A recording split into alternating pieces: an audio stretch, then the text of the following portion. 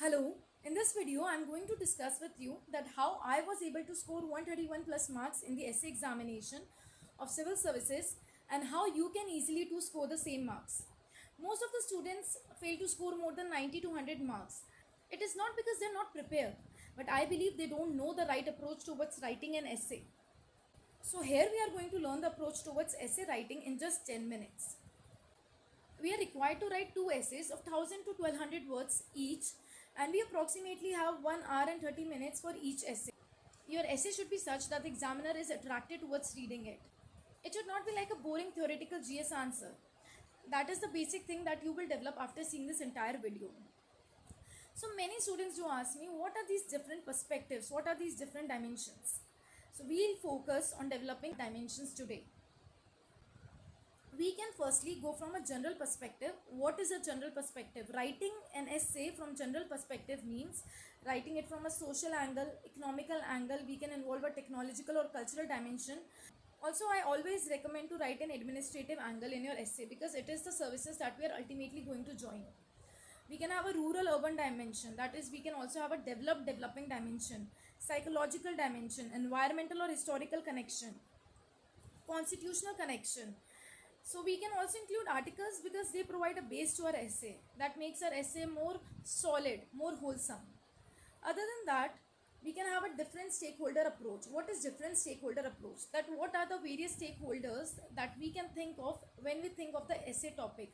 May be हम individual के बारे में सोच सकते हैं, गवर्नमेंट के बारे में या स्टेट के बारे में सोच सकते हैं, कम्युनिटी एट लार्ज उसके बारे में भी सोच सकते हैं.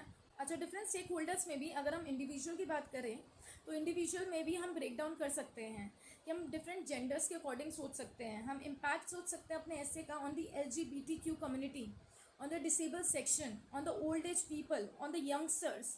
उसमें भी हम वेरियस ब्रेकडाउन्स कर सकते हैं. ऑर्गेनाइजेशन में भी हम सोच सकते हैं from a private and a public angle. We can think from an angle of NGO. International में भी हम डेवलपिंग कंट्रीज़ के अकॉर्डिंग सोच सकते हैं. इंटरनेशनल एंगल में हम सदर्न और नदर्न एंगल से भी सोच सकते हैं. स्टेट के एंगल में we can also think from a communist point of view, we can think from a socialist point of view. Also try कि मेरा कोई भी ऐसे का टॉपिक हो उसमें मैं ये 3 डायमेंशन तो ज़रूर कवर करती हूँ, that is environmental, constitutional and administrative.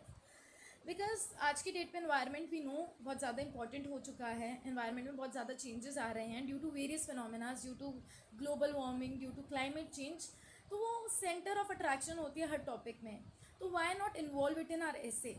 अच्छा, बहुतों का डाउट होता है कि क्या हम अपनी ऑप्शनल की नॉलेज यूज़ कर सकते हैं एसे में. And my simple idea is why not. अगर आपके पास कोई एक्स्ट्रा नॉलेज है, आप उसको सिंपल वर्ड्स में लिख सकते हैं, आप उसको सिंप्लीफाई कर सकते हैं, तो क्यों ना ऐड कर दें. It is always going to have a value addition to your essay. Other than that, we can also have a geographical point of view. Then we can think our essay topic from a local angle, from a regional angle, from a state angle, from a national angle, from an international angle, sub-regional level, from a tribal angle. अगर हम reason में भी जाए तो from a tribal region angle, from a village angle, from an urban area, semi urban area.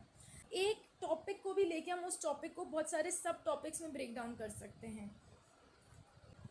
Also, if you have any philosophical knowledge, whether it's Gandhianism, Marxism, Fabianism, आप उसको हमेशा अपने ऐसे में इन्वॉल्व कर सकते हैं. जब आप ये सारे स्टेक होल्डर्स को अपने आंसर में ऐड करते हो तो ये शो करता है कि आपकी थिंकिंग बहुत ब्रॉड है. आप नैरो माइंडेड पर्सन नहीं हो. आप सोच सकते हो from various point of views. जितने भी वल्नरेबल सेक्शन है आप उसके पॉइंट ऑफ व्यू से सोच पाते हो, and that is a quality in itself. Here I have brainstormed the topic that was asked last year in the mains. सबसे पहले तो हमें टॉपिक का मीनिंग समझना पड़ेगा. और जो ये टॉपिक है यूपीएससी ने डायरेक्टली J.R.R. टॉल्किन्स की पोएम से उठाया था. टॉपिक था not all who wander are lost. ना ये वॉन्डर से क्या मीनिंग है, या वॉन्डर से मीनिंग है जो एक्सप्लोर करते हैं डिफरेंट पाथ्स, जो डेविएट करते हैं नॉर्मल पाथ से और अपना ही एक अलग पाथ आइडेंटिफाई करते हैं. और यहाँ पे लॉस्ट से मीनिंग है कि वो डायरेक्शनलेस नहीं है, वो विदाउट पर्पस नहीं है. जैसे ही ये टॉपिक हमारे पास माइंड में आएगा, हमें वहीं पे लिखना शुरू नहीं करना. हमें पहले की 10 मिनट्स एक रफ शीट में जो लास्ट पेज होता है उसमें जॉट डाउन करने पड़ेंगे पॉइंट्स कि हम क्या क्या सोच पा रहे हैं, क्या क्या एग्जाम्पल्स हमारे माइंड में आ रहे हैं. अभी मैंने जितने डायमेंशंस ऊपर डिस्कस करे थे, हम कितने डायमेंशंस में से कितने एग्जाम्पल्स निकाल पाते हैं, कितने अलग अलग डायमेंशंस को कवर कर पाते हैं. स्टार्टिंग की 10 मिनट्स सिर्फ हमें रफ पॉइंट्स में वो जॉट डाउन करना है. तो जैसे ही मैंने ये टॉपिक देखा, फॉर सम रीज़न मैं इनकी पोएम पढ़ चुकी थी तो मुझे पता था ये टॉपिक कहाँ से आया है. अगर आप अपने ऐसे को किसी कोटेशन, किसी पोएम की लाइनों से शुरू कर सकते हैं जो रिलेटेड है, it is going to make a very positive impact in your essay. For sure ये आपको एडिशनल 4 to 3 मार्क्स दे के जाएगा। इसे देखते ही वॉन्डर से रिलेटेड एक कोटेशन मेरे माइंड में आई थी, तो that is to wonder is to be alive. And ये रोमन पाइन की एक कोटेशन है, इस टॉपिक से एकदम रिलेटेड है, टॉपिक को जस्टिफाई कर रही है। So if I were to begin this essay, तो मैं ऐसा ही कोई कोट यूज़ करती। अच्छा, कोट के अलावा आप क्या क्या कर सकते हो? अगर आपके माइंड में कोई भी कोट नहीं आ रहा, आपके माइंड में कोई भी पोएम की लाइनें नहीं आ रही, तो आप सबसे अच्छी बिगनिंग कर सकते हो, एक स्टोरी दे सकते हो रिलेटेड।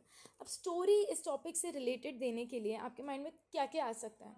कौन कौन वॉन्डरर्स आपने हिस्ट्री में पढ़े हैं? फॉर श्योर आपने बुद्धा के बारे में पढ़ा है, आपने महावीरा के बारे में पढ़ा है। अदर देन दैट, अगर हम मॉडर्न हिस्ट्री की बात करें तो हमने क्रिस्टोफर कोलंबस के बारे में पढ़ा है। क्रिस्टोफर कोलंबस एशिया डिस्कवर करने गए थे, but he ultimately discovered Americas. इसके अलावा हम किसके बारे में सोच सकते? Vasco da Gama, who ultimately discovered India, right. तो ये कुछ एग्जाम्पल हो गए हिस्ट्री से। एक्चुअली हम हिस्ट्री से गांधी जी का भी एग्जाम्पल ले सकते हैं। When he came back to India from South Africa, he wandered all throughout the India to identify the problems of the various sections of the society, basically to identify the problems of the peasants, the vulnerable sections. And it was only through his journey that he took across India, he was able to identify कि हाँ यहाँ पे untouchability का problem है, यहाँ पे divide है between the various sections, यहाँ लैक ऑफ यूनिटी है, यहाँ वुमेन को हर टाइप की फ्रीडम नहीं है। So it was only because of his journey that he was able to identify so many things. ऐसे हम नेल्सन मंडेला के बारे में सोच सकते हैं। और अगर मैं होती तो मेरी बिगनिंग यूजली इससे होती आफ्टर द कोटेशन कि Nelson Mandela's journey from anti apartheid activism to becoming South Africa's first democratically elected president illustrates wandering through adversity to achieve reconciliation. तो ये डायरेक्टली हिट करेगा बुलसाई। इससे क्या होएगा? एग्जामिनर को आइडेंटिफाई करना बहुत ईजी हो जाएगा कि आपको नॉलेज है और आपको उस नॉलेज को प्रेजेंट भी करना आता है, आपको उस नॉलेज को स्ट्रक्चर भी करना आता है, and that is the whole idea. इसके अलावा आप क्या एग्जांपल्स जॉट डाउन कर सकते हैं? अगर हम कॉर्पोरेट सेक्टर की बात करें तो हम स्टीव जॉब्स के बारे में सोच सकते हैं, who went out of his path of technical knowledge and he also learned calligraphy, he also learned art. And Steve jobs ने जो कैलीग्राफी एंड आर्ट की नॉलेज गेन की थी, जो उनके पाथ से डिफर करती थी, उस नॉलेज को भी उन्होंने यूज़ किया in the software that were being develop for Apple. You can also think about Elon Musk. Elon Musk जिनने बहुत सारे सेक्टर्स में कदम रखा, he went into so many sectors from Tesla to SpaceX and even beyond that. And it was only because he stepped into so many sectors that आज की date पे he is so successful. He was able to identify so many crucial areas that can be discovered where he can contribute. So he wandered through various industries. तो ऐसे आपको different sectors से different examples निकालने हैं. There could be hundreds of examples. आपके examples मेरे examples से differ कर सकते हैं, और जितने unique example होंगे उतनी ही अच्छी बात होगी. And if you are able to use also local examples, some examples जो आपके लोकल लाइफ एक्सपीरियंस है, जो आपके पर्सनल एक्सपीरियंसेस हैं, उसमें से भी आप कुछ निकाल पाते हो, that is more than enough. That is going to add so much to your essay. But हाँ, कहीं भी अपना पर्सनल नेम या कुछ ड्रॉप नहीं करना है आपको अपने ऐसे में. You have to write it from a point of view of third person. अब आप सोचें कि अगर हम वॉन्डर करते हैं, अगर हम थोड़े डिफरेंट पार्ट्स पे जाते हैं, तो उससे क्या क्या एडवांटेजेस होते हैं. तो आपको यूजली जब मैं ऐसे लिखती हूँ तो बेसिक अप्रोच मेरी रहती है कि 70% is for, 10% is against and 20% is a balance conclusion. तो अगर हम सोचें, अगर वी वॉन्डर, उससे क्या होता है? सबसे पहले तो सेल्फ डिस्कवरी होती है, इंट्रोस्पेक्शन होता है, हम एम्ब्रेस कर पाते हैं unknown, we are able to embrace the uncertainty, we are able to grow, we are able to learn. इससे फॉस्टर होती है क्रिएटिविटी, हम रेजिस्ट नहीं करते हैं चेंजेस, इनोवेशन आता है, हम अडेप्टेबल हो जाते हैं, देयर इज़ अ रेजिलियंस. हम इसमें एक्चुअली कोविड का भी एग्जांपल सोच सकते हैं, जब इतनी ज़्यादा अनसर्टिनिटी थी, everybody was wondering, somebody was trying to discover vaccine, somebody was trying to bring in digital education, government was trying different efforts in order to contain the disease. So basically everybody was wondering, किसी को एक set path नहीं पता था, and उस wonder में ही we discovered various vaccines like Covishield, Covaxin. उसके अलावा हमने कितने digital modes of education discover करे. उसी टाइम पे कितने नए बिजनेस आए, किन्हीं लोगों का पूरा बिजनेस ओवर हो गया था, उन्होंने नए एरिया में टैप किया, सैनिटेशन का बिजनेस आया, मास्क का बिजनेस आया. सो ऐसे नहीं है कि टॉपिक देखते ही आपके माइंड में आ जाएंगे एग्जाम्पल्स, आपको सोचना पड़ेगा, you have to tap in. ऐसा कोई नहीं होता जिसको ऐसे देखते ही सब कुछ आता है, ना मुझे आता है ना किसी और को आता है। It's only after you think for the 10 minutes. आपको बहुत कामली सोचना है यार क्या क्या हो सकता है। रियल लाइफ से एग्जाम्पल ले आओ, देखो अभी सोचते सोचते आपको पढ़ाते पढ़ाते मेरे माइंड में कोविड आ गया, एंड कोविड से हमारे कितने एग्जाम्पल्स आ जाएंगे कि कितने लोगों का जो लाइवलीहुड खत्म हो गया था, वो नए नए बिजनेस ले आए थे, they were doing hit and trials and they were able to discover. हम साइंटिस्ट का सोच सकते हैं कि किसी भी साइंटिस्ट को श्योर शॉट नहीं पता होता कि वो वैक्सीन या मेडिसिन ला पाएगा डिजीज़ की, but it is only through hit and trial he is able to discover it. So that is how you need to approach an essay. In the starting 10 minutes, you have to think of various examples. 15 to 20 examples should be there in your essay.